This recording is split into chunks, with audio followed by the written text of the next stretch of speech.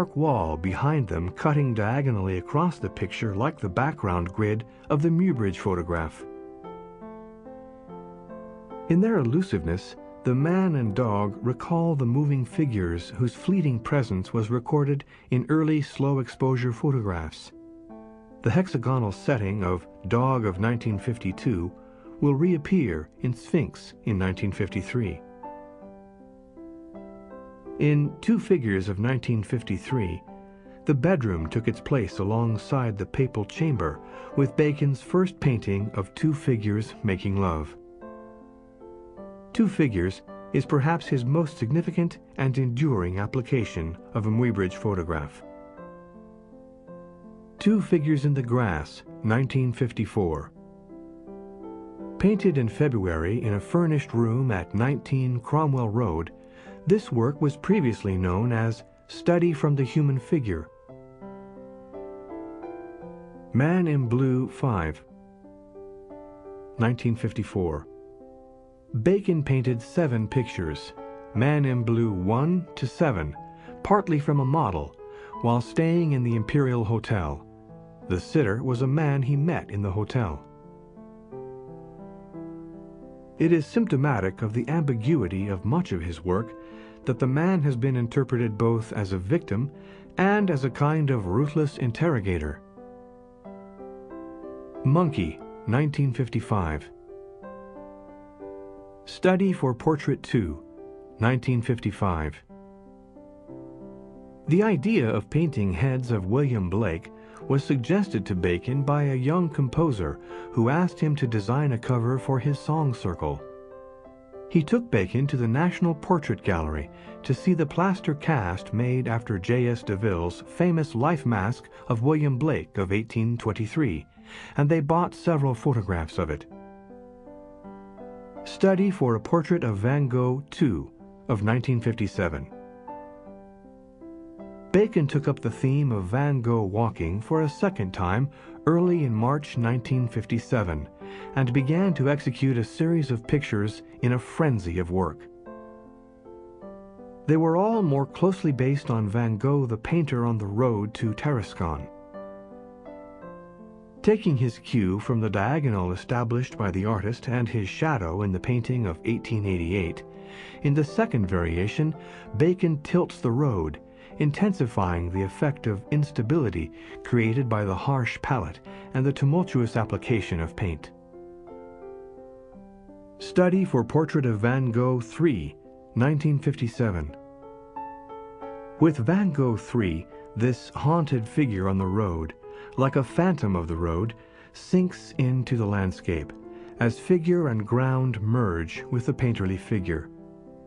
His hat extends a field of yellow, his body parallels the trees in color and handling, and his feet virtually melt into the seething road.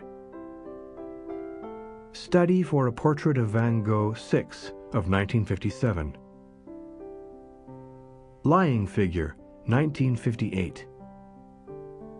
Miss Muriel Belcher, 1959. Though catalogued as head of woman number 4, this is now known to be a portrait of Muriel Belcher, who ran the Colony Rooms, a well-known meeting place for artists and writers in Soho. She had been a friend of Bacon's for some 20 years. Tightly framed by the green panel that isolates her from the expanse of darker green above, the lively face of this unflappable friend seems caught in passing, so far does the top-heavy composition stray from the conventions of traditional portraiture. Study for Three Heads, 1962.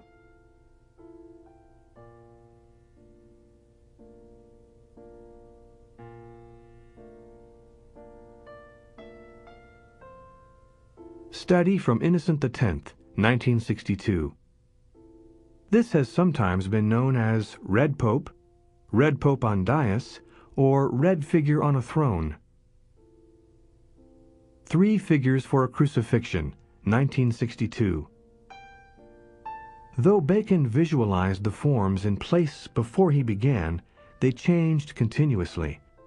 To begin with, he worked on the canvases separately, but later, as he brought them near to completion, he worked on the three together.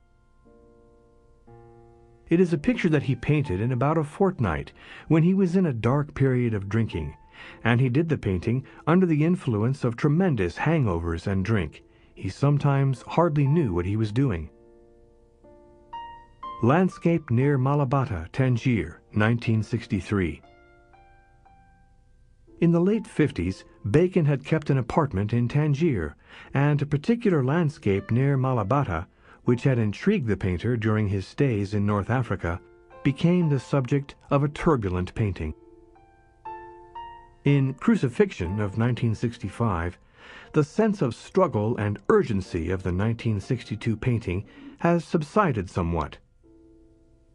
The writhing figure has become a stiff-limbed carcass with splint-like bandages that suggest the frilly paper collars used by butchers to dress up joints of meat.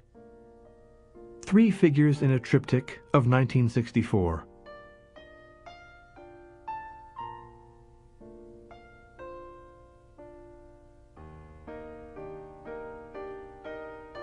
Three Studies for Head of Isabel Rawsthorne of 1965. The small triptych format of this portrait has proved an effective one for Bacon. The frontal and paired profile views like police records. Three Studies for the Portrait of George Dyer on a Clear Background of 1964.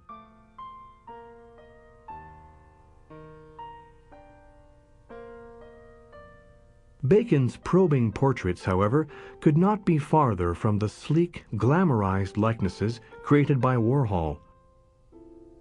One of Bacon's most poignant images, Portrait of George Dyer Crouching of 1966, is at once a portrait of a friend and a pathetic image of modern man. While the pose and format are taken from Bacon's Study for a Crouching Nude of 1952, which in turn was derived from Weybridge, the ambiguous structure that encircles Dyer recalls the tubs of Degas' bathing women. In Portrait of George Dyer Staring at a Blind Cord of 1966,